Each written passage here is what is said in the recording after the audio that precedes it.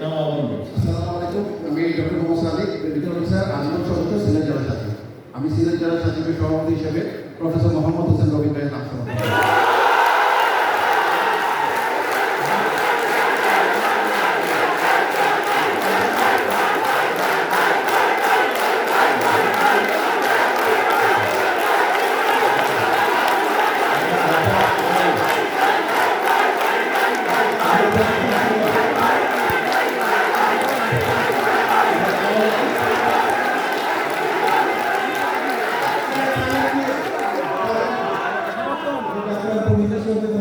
আজীবন সদস্য, সিলেট শাখা, সাচিব সিলেট শাখা, এবং আমি ওসমানী মেডিকেল কলেজের চক্ষু বিভাগের সহায়ক প্রধান।